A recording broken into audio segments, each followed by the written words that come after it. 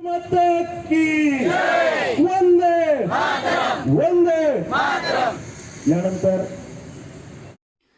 जीवाची बाजी लावून देशाच्या सीमेवर लढणारे व देशवासियांचं संरक्षण करणारे सैनिक हेच समाजाचे खरे हिरो आहेत. भारत मातेच्या रक्षणासाठी सीमेवर लढताना आपल्या मागे कुटुंबाची काळजी घ्यायला लाखो करोडो बांधव आहेत.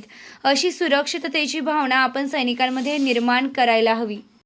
सैनिकांच्या त्यागाची बलिदानाची जाणीव ठेवून त्यांच्याप्रती कृतज्ञता व्यक्त करून त्यांना व त्यांच्या कुटुंबियांना मान सन्मान देणे हे आपल्या सर्वांचे आद्य कर्तव्य आहे, असं प्रतिपादन संजीवनी युवा प्रतिष्ठानचे संस्थापक अध्यक्ष युवा नेते विवेक भैया कोल्हे यांनी केलंय. कोपरगाव तालुक्यातील व आसपासच्या परिसरातील अधिकाधिक युवक सैन्य दलात भरती होण्यासाठी कोपरगाव येथे लवकरच एक अकॅडमी स्थापन करण्यात येईल, असंही त्यांनी यावेळी सांगितलंय. आपल्या कुटुंबापासून दूर राहून देशाच्या रक्षणासाठी सीमेवर अहोरात्र कर्तव्य बजावणारे सैनिक रक्षाबंधन सणासाठी आपल्या गावी येऊ शकत नाहीत. त्यामुळे सैनिकांपर्यंत राख्या पोहोचवून त्यांच्याप्रती आदर व कृतज्ञता व्यक्त करण्यासाठी तसेच युवा पिढीला प्रेरणा मिळावी यासाठी कोपरगाव येथील संजीवनी युवा प्रतिष्ठानच्या वतीनं दरवर्षीप्रमाणे यंदाही एक राखी जवानांसाठी हा उपक्रम राबविण्यात आला. या उपक्रमाचा समारोप मंगळवारी 5 सप्टेंबर रोजी येवला रोडवरील मशाल चौकात झाला. त्या प्रसंगी ते बोलत होते. प्रारंभी अमर जवान स्मृतिचिन्ह, भारतमाता व डॉक्टर सर्वपल्ली राधाकृष्णन यांच्या प्रतिमेचं पूजन करण्यात आलं. या हृदयस्पर्शी सोहळ्यात माजी सैनिक संघटनेचे अध्यक्ष युवराज गांगवे, उपाध्यक्ष मारुती कोपरे, सहसचिव सचिन चोळके यांच्या सर्व माजी सैनिकांचा तसेच शिक्षक दिनानिमित्त श्वेतांबरी राऊत, चंदन शिव, श्रीमती शेख यांचा यावेळी सन्मान करण्यात आला. या प्रसंगी प्रातिनिधिक स्वरूपात माजी सैनिकांना SSGM महाविद्यालयाच्या विद्यार्थिनींच्या हस्ते राख्या बांधण्यात आल्या. यावेळी अमृत संजीवनी शुगर केन ट्रान्सपोर्ट कंपनीचे अध्यक्ष पराग संधान, माजी नगराध्यक्ष राजेंद्र सोनवणे, भाजपचे गटनेते रवींद्र पाठक, विजय आढाव, माजी उपनगराध्यक्ष विजय वाजे आदींसह माजी सैनिक, भाजप पदाधिकारी, कार्यकर्ते, संजीवनी युवा प्रतिष्ठानचे युवा सेवक, विद्यार्थिनी, शिक्षक मोठ्या संख्येने उपस्थित होते. संजीवनी युवा प्रतिष्ठान आयोजित एक राखी जवानांसाठी अशा स्तुत्य उपक्रमासाठी उपस्थित असलेले सर्व कोपरगाव तालुक्यातील पंचक्रोशीतील माजी सैनिक, अध्यक्ष, उपाध्यक्ष, सगळे सहकारी समोर आवर्जून त्यांना या ठिकाणी राखी बांधण्यासाठी आलेल्या माझ्या सगळ्या कोपरगाव तालुक्यातील महिला भगिनी तसेच मोठ्या संख्येने उपस्थित असलेले संजीवनी युवा प्रतिष्ठानचे युवा सेवक, सर्वप्रथम आपल्या सगळ्यांचं मी सहर्ष स्वागत करतो. खरं तर जवळपास 8-9 वर्ष संजीवनी युवा प्रतिष्ठानला आता होत आलेले आहे. एक छोटंसं रोपटं आपण या ठिकाणी लावलं. अराजकीय व्यासपीठ एक आपल्याला कुठंतरी युवकांना निर्माण करून दिलं पाहिजे, ज्याच्या माध्यमातून युवकांचं सशक्तीकरण असेल, पर्यावरण संवर्धन असेल, कृषी असेल, सामाजिक एकता असेल किंवा आरोग्य असेल, असं पंचसूत्र कार्यक्रम हाती घेऊन एक आदर्श युवक घडवण्याच्या दृष्टीने हे युवा प्रतिष्ठान चालू झालं.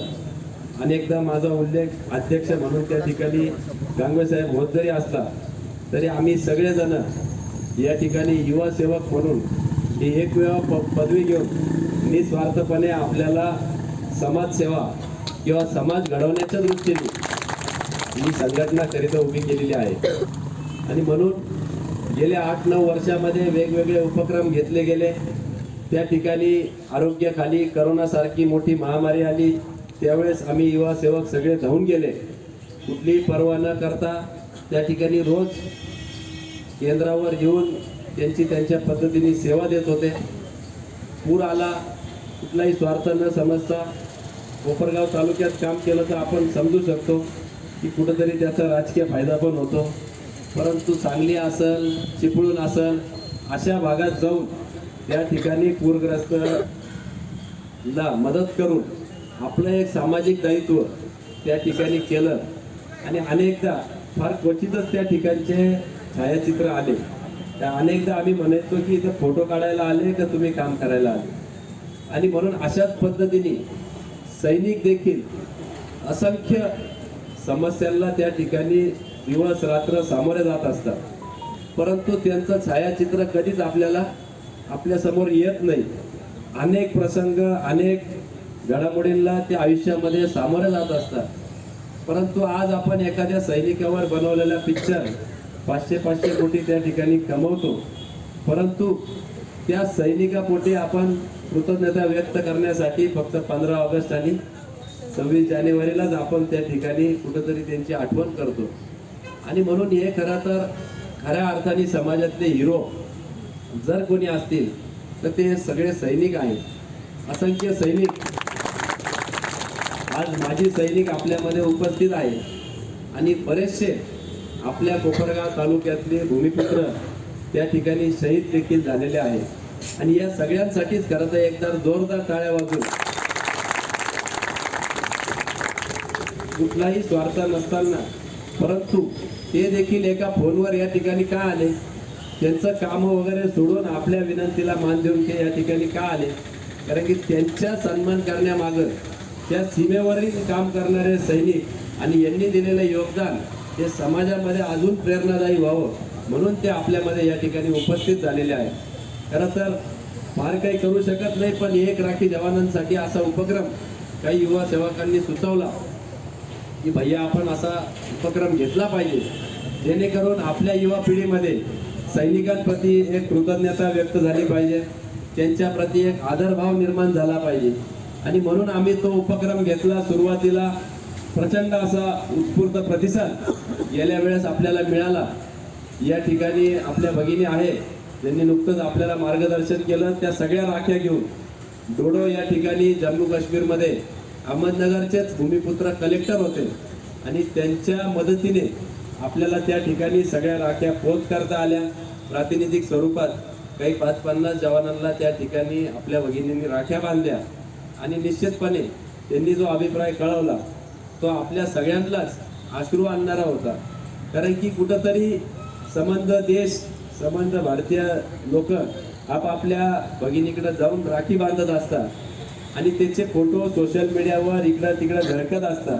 आणि निश्चितपणाने त्यांची ही देश सेवा करत असताना कुटुंबापासून लांब आणि देशच हा आपला कुटुंब आहे असं समजून अहोरात्र त्या ठिकाणी ते खरं तर सीमेवर काम करत असतात.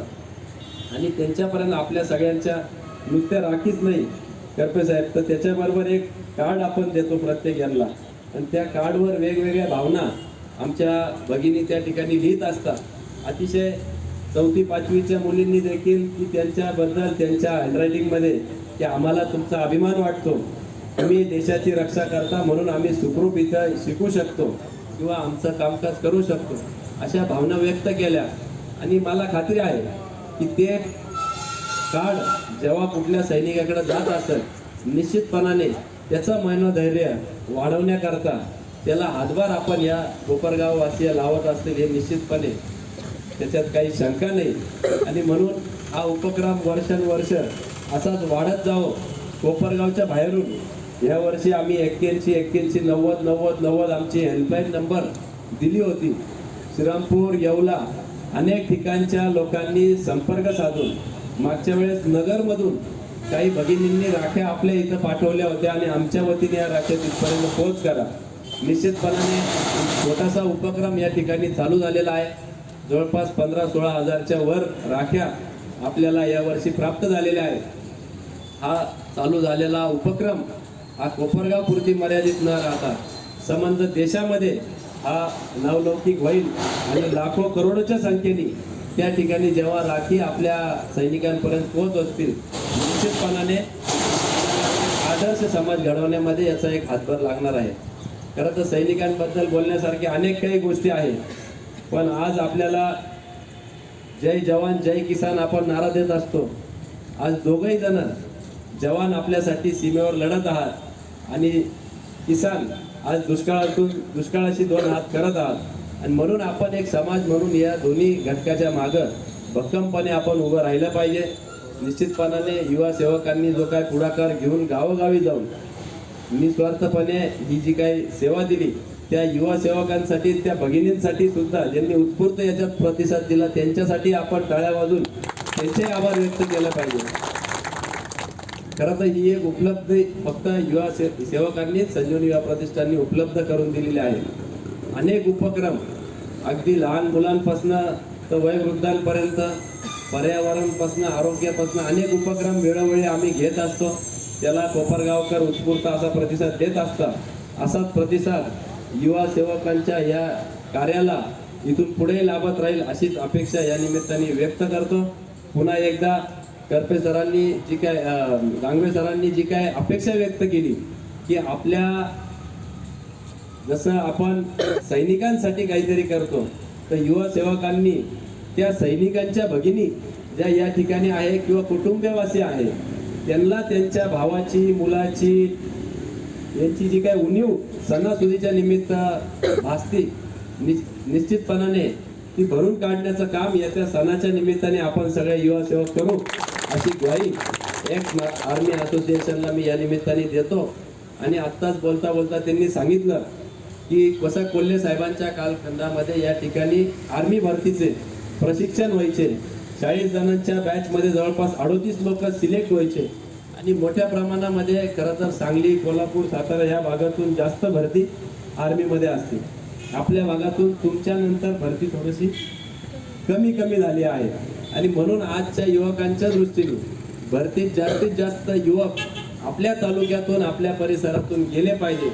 या दृष्टीने निश्चितपणाने संजीवनी युवा प्रतिष्ठान येत्या काही कालखंडामध्ये आर्मी भरतीसाठी अकॅडमी उभी करता येईल का याचा देखील आम्ही विचार करू आणि सकारात्मक दृष्टिकोनातून जास्तीत जास्त युवक आपल्या इथून आर्मीमध्ये कसे भरले जातील याची दक्षता आपण घेऊया.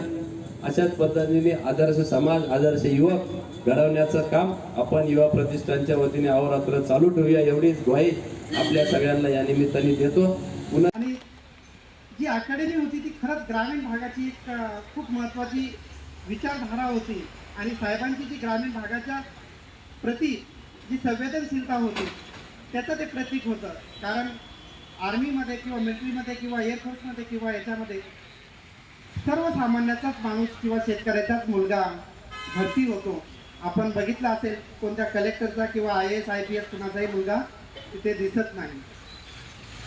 आणि हीच प्रेरणा घेऊन साहेबांनी ती अकॅडमी ओपन केलेली. त्या अकॅडमीतून एका बॅचला मला खरंच अभिमान वाटतो सांगावंसं की 2001 मध्ये 40 विद्यार्थ्यापैकी 38 विद्यार्थी आम्ही सोलापूर येथे एकाच भरतीला भरती झालेलो. एवढं मोठं श्रेय फक्त ते साहेबांमुळे त्या अकॅडमीला जातं. आणि तोच वारसा घेऊन विवेक भैया यांनी संजीवनी युवा प्रतिष्ठान सुरुवात केली. आणि खरंच ज्यावेळेस आम्ही येऊन बसलो कणखर असतो, सैनिक हा खूप कणखर असतो परंतु खूप संवेदनशील होतो फक्त आपल्या घरच्यांसाठी, आपल्या बांधवांसाठी.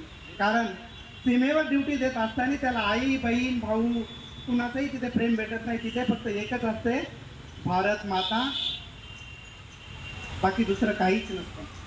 समोर असतं फक्त शत्रू आणि शत्रूसोबत लढायचं, मरायचं किंवा लढायचं. पण ज्यावेळेस तो आपल्या या गोष्टी जसं ताईंनी सांगितलं की आम्ही राखी बांधायला गेलेलो आणि तिथे त्या बांधवांच्या प्रती किंवा त्यांच्या डोळ्यात अश्रू तरळत होते. तर तरळतात. मी मगाशी बसलो होतो तेव्हा आनंदसर दादा सांगत होता, रडू येत होतं, त्या आठवणी येत होत्या. कारण कसलंही सण म्हटलं की सैनिकाला किंवा पोलीस दादा आता तिथे होते त्यांना सुट्टी नसते. आपण आनंदाने साजरा करतो आपला सण. घरी संध्याकाळी फटाके वाजवतो दिवाळीच्या वेळेस. परंतु जसं साधू संत येते घरा तोची दिवाळी दसरा, त्याचप्रमाणे जसा फौजी माणूस जेव्हा सुट्टीला येतो तेव्हाच त्याची दिवाळी आणि दसरा असतो. अदरवाईज कधीही बघा तुम्ही. निर्भीड कोपरगाव न्यूज, योगेश डोके, कोपरगाव.